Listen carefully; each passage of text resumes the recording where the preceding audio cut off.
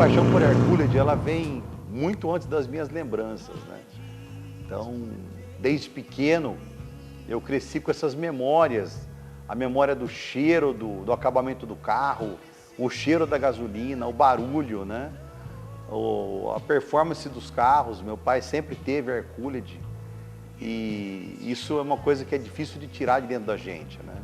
Não é uma coisa que apareceu depois, né? Eu cultivei isso depois, isso já estava dentro da gente. E não só também pelas lembranças da infância, né? Da adolescência também, meu primeiro carro foi um Fusca, depois do Fusca veio um outro Fusca, depois do Fusca um outro Fusca, e o Hercúlide sempre esteve presente na minha vida.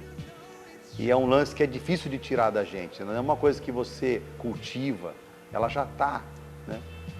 Parece que entranhada, já está correndo, né, na veia, né, no sangue. Só que acima de todos os carros que eu tive, tinha um Hercúlide que estava acima da minha paixão, que era o Carmanguia, né? Era um alvo que eu tinha, o desejo de ter o Carmanguia.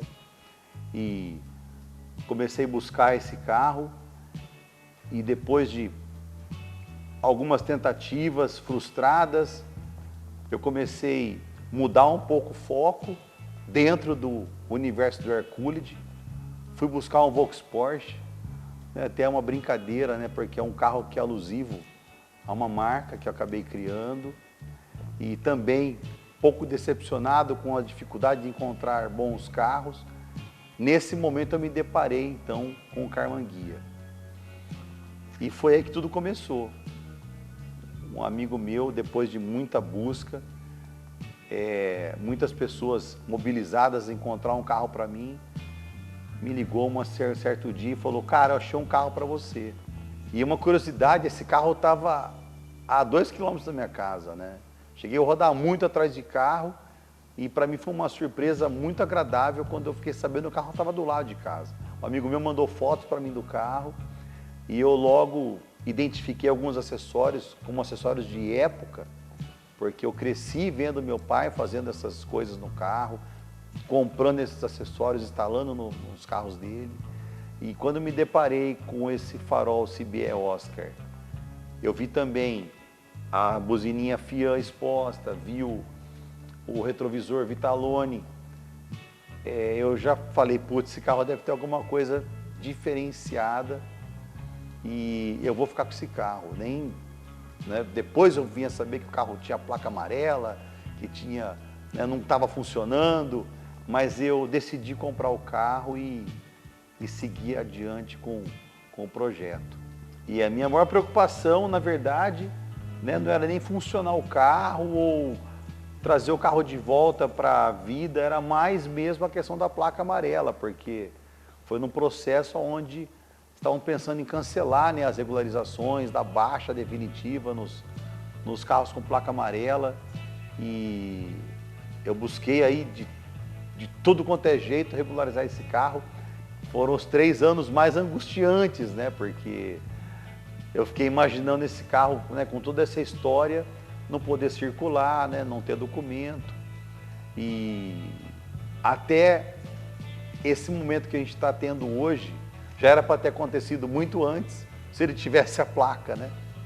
E para mim agora, recentemente, aí depois da pandemia, depois de toda essa dor de cabeça, o carro foi regularizado e está pronto para participar de vários eventos aí que envolve o universo Hercúlide. Até teve um evento recente aí, Encontro Brasileiro de VW Clássicos, aonde o carro estreou, né? A aparição para os amigos, para todo mundo, e para mim também foi uma grata surpresa ter o carro premiado nesse primeiro evento. E agora o que eu quero mais mesmo é curtir esse brinquedo de verdade.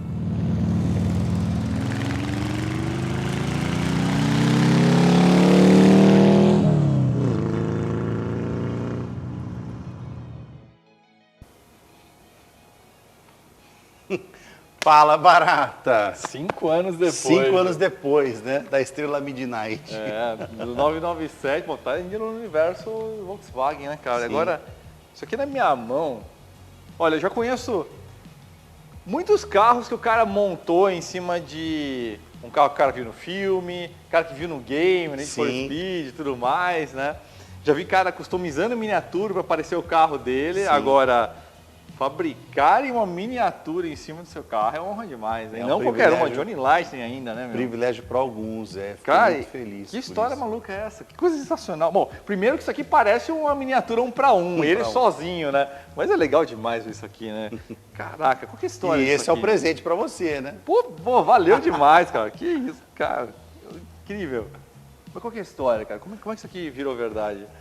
Um grande amigo meu, muito envolvido nesse universo de diecast, ele estava promovendo um salão diecast, ele criou uma Cool Kombi, uma Kombi encurtada, né, que tem miniaturas, a Hot Wheels, e estava aqui produzindo conteúdo para o canal dele e fez uma brincadeira ali, uma chamada, falou, olha, esse cara tem 3 carros na garagem aqui que podem virar uma miniatura. Sim. Na ocasião tinha o Porsche Turbo, né, tem até hoje, o Speedster, aquela réplica do 356, Sim. e o Carmanguia. Ele abriu a votação e o Carmanguia ganhou de lavada, cara. Uhum. E para mim é felicidade, né? Porque de todos os carros que eu já tive, né, esse carro aqui ele representa muito para mim e ficou eternizado nessa miniatura, cara. Cara, isso aqui é demais, cara. Cara, isso aqui parece sonho de criança. Você fala, já pensou um dia ter um carro e Pois é. ver a Matchbox, a Johnny Lightning, a Hot Wheels, e faz E o que surpreende uma é que até a miniatura. placa, né, os detalhes, eles Sim. foram muito fiéis aí com a Não, pátina e do carro, enfim. Tem um texto aqui todo, cara, que demais, cara. E esse aqui é um Karma muito especial por uma série de motivos, cara. Porque a gente vai falar da mecânica agora, vocês vão entender por que esse carro é tão especial nessa parte, mas a gente vai falar um pouquinho também sobre a pátina e a importância dela, de você... Isso aqui, se encontrar um carro Survivor com pintura original, hoje em dia, ainda mais, é uma coisa extremamente rara, né? Então, a gente vai falar um pouquinho sobre isso também, até como uma forma de orientar. Se você, eventualmente, tem um carro nesse estado, não cogite repintá-lo, porque isso aqui é história viva, né? Sim, Mas esse adesivo, né, Vagnão? sim. Isso aqui é que conta a história que a gente vai mostrar a partir de agora. Puma Kit, cara. O pessoal da Puma merece até um vídeo. A gente já até, na verdade, já fez um vídeo sobre a rivalidade, né? O pessoal lá da DKV, equipe Willys, VMAG, enfim.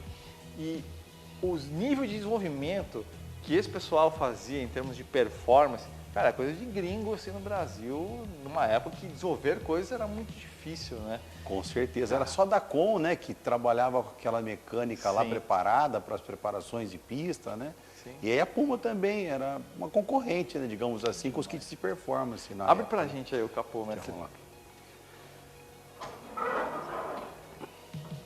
Aqui a gente tem uma situação que é bem interessante, porque tem algumas coisas aqui que você não sabe sobre o motor justamente porque você decidiu, cara, não vou abrir, né? Tá funcionando muito bem, né? Sim. Fala pra gente o que deu pra identificar aqui que tem do Puma Kit. Bom, a primeira característica, né, do motor Puma é a capela prata. Isso é uma característica de todos os motores da Puma, essa capelinha prata. Né? E logo, né, que eu vi no adesivo ali, fui procurar saber um pouco mais, já também você enxerga ali, né, no conjunto de carburação, que era um kit da Cadron, composto pelo filtro, as 240 com o coletor. E o distribuidor centrífugo, né, sem o avanço. Sim.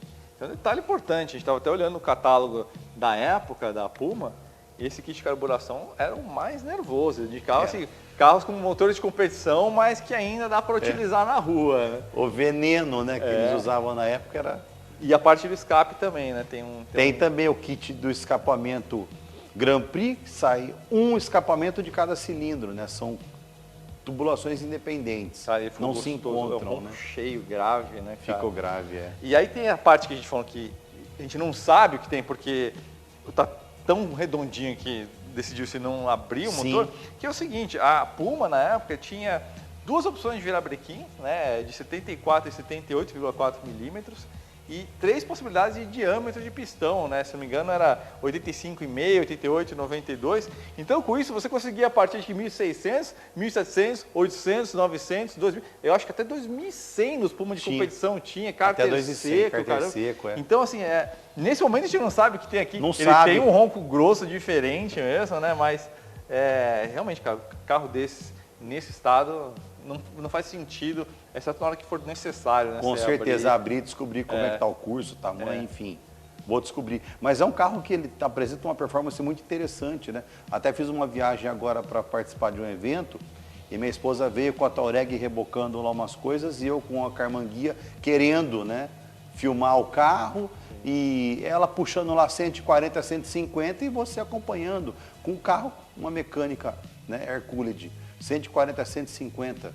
Não vou dizer para você que era uma velocidade cruzeiro, mas ainda tinha ali, uma sobra, né? Tinha sobra para... Então, isso faz a gente pensar se alguma dessas coisas, ou pistão, ou um virabrequim em pistão, a gente não sabe. Alguma coisa tem. Agora, um dia eu vou descobrir.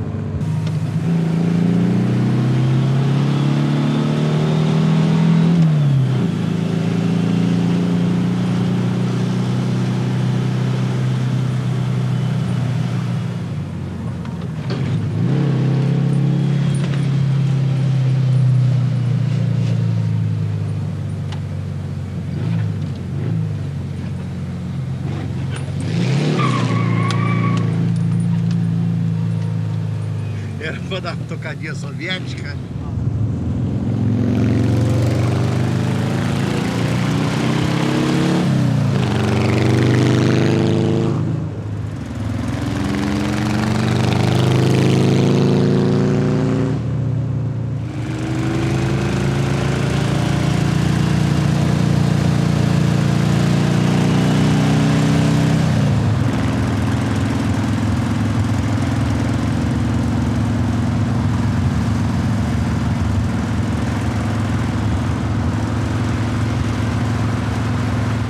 esse é o mais legítimo verbo que pode existir, né? Porque que é um movimento tão legal de valorização da cultura de customização brasileira, mas a maior parte deles, o pessoal monta um carro, né, em tributo, usando peças originais ou réplicas daquelas peças. Encontram alguns acessórios até os que garimpam, né, vão ao extremo. Mas é uma homenagem feita hoje para o passado. Não, esse aqui...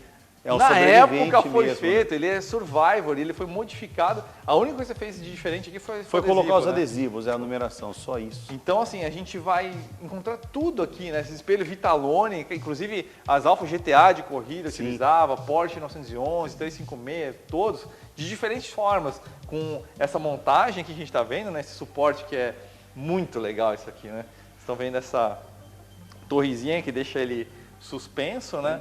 Aí no caso das Alfas podia estar aqui direto, bem acopladinho, ou como eu pretendo fazer na minha, já tenho o meu parzinho de Vitalone também, que é grudadinho, parecendo uma orelhinha de pitbull. Uma curiosidade barata, só para complementar do retrovisor, o Karmann Ghia era um carro que você comprava na concessionária e ele era entregue para você sem o retrovisor. Era o cliente que instalava o retrovisor no carro. Cara, que interessante. Você tem uma ideia de por isso que você, não faço ideia, né? Quem sabe aí tá vendo esse material, esse conteúdo, pode estar falando pra gente. Por isso que você vê alguns com a instalação do retrovisor aqui, outro um pouco mais adiante. Entendi, não era uma customização, era uma instalação que o cara tinha que fazer, exatamente. Né? Roda bolo de noiva, né? Pô, de magnésio, inclusive. Essa roda é de magnésio, né? Essa roda dá um trabalho para deixar assim, mas eu que curto muito, tenho essa história de roda, comigo quem me conhece sabe. Na veia, isso aqui é um prazer, é uma terapia, né? Manter um carro assim. E o volante aqui, Helmet, né? Também de época. E essa manopla que também aí já é um toque estilo 917, exatamente, né? Aí já um toque seu, né? Mas você abrindo e procurando mais coisas, você vai enxergar também o kit de pedaleiras dela também é maior do que o original. Isso borrachas. É um acessório de época. Né? Sim. Tem também o conjunto de instrumentação BRD, olha, né, que eram concorrentes da VDO. Esse conjunto BRD era argentino, né? Então ele equipava diversos carros também de rally e tem esse conjunto de pressão de óleo, temperatura de óleo e o RPM ali com a brincadeira, curiosidade do dedo duro. Né? Sim. Que limitava ali o giro do RPM, se tivesse alguma coisa, passou do giro, o ponteiro vermelho acompanha. Né? Ele vai indicar a rotação mais alta que você chegou Você e chegou. ele acompanha mecanicamente a subida, mas não a descida. Então Sim, ele fica ele lá fica ali. indicando que... Por isso chama dedo duro. Cara, agora que coisa incrível. Esse aqui é um legítimo carro de Playboy, né? Cara, Ainda mais todo modificado. Assim, imagina o que não era o cara que foi o dono desse carro aqui, cara. e assim, eu vou falar pra você uma coisa. Eu tive o prazer, Barata, depois de comprar o carro, depois de conversar muito com a família, eu fui convidado por eles para visitar a casa, né, da família. E, cara, a hora que eu cheguei naquela casa, era uma atmosfera muito louca, né? Porque era tipo assim, você imagina uma família nos anos 60, anos 70, né? Curtindo do bom e do melhor, uma discoteca na casa, assim, de frente para uma piscina. Era um lance muito louco, cara, uma atmosfera muito legal. Então você dá para ter uma ideia o quanto esse cara deve ter curtido esse carro, né? Muito, imagina. Rua Nos olhos de- Augusta. Putz, com Ixi, certeza. cara que viveu muita Com história. certeza. muita Esse história. carro tem, com certeza, cara. E acho que a cereja do bolo desse carro ele é um registro histórico, carrega todas essas modificações, carrega a história de vida do cara e essa pátina toda que acho que cara, é o charme do carro. Isso aqui é a parte fundamental. E eu lembro que há não muito tempo atrás, cara, esse aqui seria um carro que o colecionador ia pegar, não, mas Não, vou tá fazer gasto, inteiro, né? não, mas aqui tô vendo aqui o fundo, não, vou aproveitar que tá boa a lata e vou repintar o carro. Hoje seria o maior crime que alguém pode fazer num carro antigo. Inclusive a Federação Internacional de Veículos Antigos, a FIVA, Sim. hoje tem feito um trabalho muito de valorização desse tipo de condição do carro, né? Do carro sobrevivente com a pátina, as marcas de época. Isso é um valor muito maior do que um carro muito bem repintado e um valor muito maior do que um carro que eles chamam de over-restored, né? Que Sim. o cara deixa tão perfeito que nem a Karma na época fazia um Poderia. acabamento desse tipo. Né? E assim, quando eu olhei para esse carro, a primeira imagem que eu tive do carro, ele estava completamente fosco, porque o Duco, com o passar dos anos sem nenhum tratamento, ele começa a ficar embaçadinho, fosco. Sim. E alguns detalhes eu nem enxerguei no carro, quando eu comprei o carro. Mas aí foi aquela nossa preocupação em fazer uma revitalização da pintura, sem muita agressão. E só nesse processo a gente já enxergou, né? Começou a revelar ali o fundo, né? Que já estava ali daquele jeito. E eu também, sinceramente, defendo muito, né, essa tese. É um carro, Karmann-Ghia, muito complicado para você trabalhar com restauração. Não é qualquer funileiro que faz um trabalho de restauração num carro desse, que ele tem as suas partes emendadas com estanho. Né? Então, o que tem de estanho nesse carro, né? O peso do carro também, mas, enfim, alinhamento de porta, já era um carro fabricado praticamente à mão na fábrica, né? Sim. Então, a Karmann-Ghia tem essa história e essa tradição. Não, pensa no que você tem aqui, né, cara? É um carro, a gente falou, um legítimo, o mais legítimo representante da velha escola Brasil. Sim.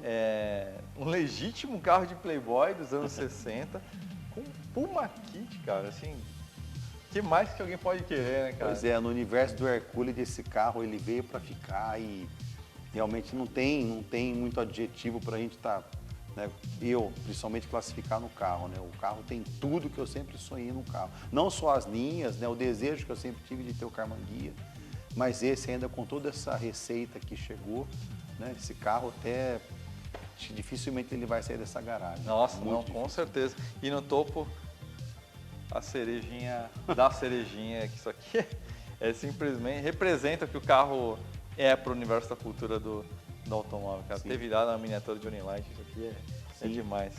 Wagnão, parabéns pela miniatura 1 para 1, cara. Muito e por obrigado. essa aqui também. Obrigado, Sensacional. Barata. Tamo junto. Obrigado mesmo. You left me stranded, looking like a fool. All those nights alone in our bedroom. You said one thing, then did another, didn't you?